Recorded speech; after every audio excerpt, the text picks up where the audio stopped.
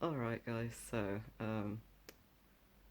I had a conversation with my girlfriend last night, which was a conversation I needed to have, and she's just like, you need to stop just surviving and actually maybe get the medication that might mean that you're able to do more than just stay afloat.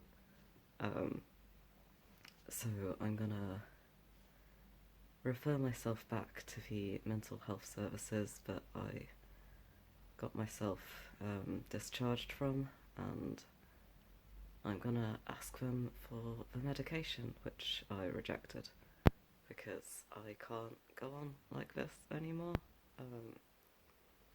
The reason I'm dressed like I'm gonna go out is because I tried really hard to go to uni today. I just can't do it. It's there's this major mental block. There's a lot of anxiety around it.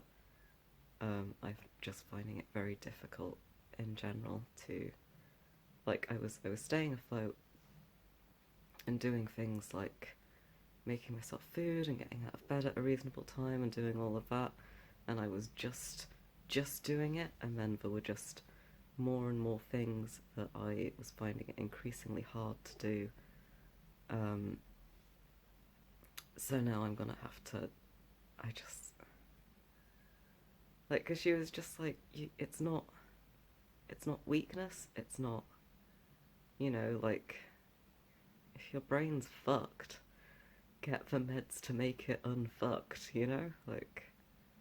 Um, but yeah, since March I have been managing my condition without any medication, and I've been doing okay. I've been doing fine. I've been fine. It's been all right. It's been a struggle, and she's just like, you're not meant to be struggling. You're meant to be doing okay, and just doing well. And like, if you were just surviving without the meds, maybe you could do real well with the meds. So I'm gonna do that. It's very difficult. Um, but yeah, just went to vote. That's managed to leave the house to vote, which was good. Um, Yeet the Tories. Fucking angry. But yeah, I'm gonna do that. Like, I think it was all going alright, and then it just kind of started going downhill, and then I got flu. The reason I've not recorded a video is because I've had flu. Um, it's been awful. Could not get out of bed. What is it? It's Thursday today, so last Wednesday, just completely out of it. Just lying in bed, shivering and sweating, and just slept for about 18 hours. Could barely get out of bed on Thursday. Managed to do a bit of stuff on Friday, and then spent the last week recovering. So yeah, it's it's Thursday now. It's election day. I think part of it is also just major anxiety around the election because, Jesus fucking Christ. Yeah, I need to refer to the health services soon before the Tories fucking sell them off if they get in. Like, yeah, I'll probably look back at this when I'm editing it and be like if Labour get in, it'll be like, oh, I don't know what I was worried about. Good times. If Tories continue to get in, oh boy, that'll be a bad time, bad time, bad time all around. Um, but yeah, it's just I'm just straight up not having a good time. Um, I'm meant to be at uni right now, doing some labs, and I cannot get myself to get out the door and go do them. I just can't. It's like thinking about it is like bringing tears to my eyes, and that's not how it should be. So yeah, I'm gonna have to. But then, like, thinking about referring back to the services is also upsetting me. Everything is upsetting me. This is why I need the services. Oh, jeez. Yeah, it's just a real fucking time. So I've just woken up to a Tory majority, which is wonderful. Not a fan of that. Not a fan of that at all. I guess I was kind of hopeful. Like seen a lot of Labour campaigning and talks of tactical voting and get the Tories out and all that. And it's just not happened, which is a shame.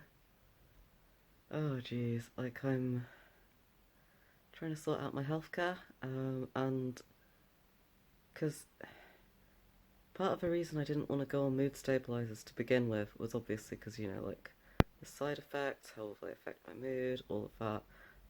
Another thing was just Brexit. So it's just like if I go on these meds and then Brexit happens and I can't get these meds, what happens then? I'll go through withdrawal. That'll be real bad. Um, and then they kept shifting the Brexit deadline, and it kept not happening. And now it's all just fucked up. And it's like, well, what if I go on these meds, and then the NHS gets privatised, and I can't afford them anymore? What happens then? Um, so yeah, I don't feel like I am able to make competent decisions about my healthcare because who knows what's happening. It's really upsetting, actually. I wish I could say I was surprised. I'm not surprised. I am sad, real sad. Um, like I understand why it's happened. I understand that there are a lot of factors leading up to it. I understand that there's a lot of media stuff that's been happening. There's a lot of like just general like the tactics that the Tories have used have worked, and I understand why they've worked. I just still am. I'm just finding it difficult to. I'm just finding it difficult because it is difficult. I'm not a fan of it. I just want to focus on my health and my degree and my career, and I would really like to focus on those things without like the government fucking everyone I love and care about. Um, but obviously, I'm not going to be able to do that because the government are going to fuck everyone I love and care about, which is just fucking awful, awful, bad times. Um, yeah, it's not a good time. It's really not a good time.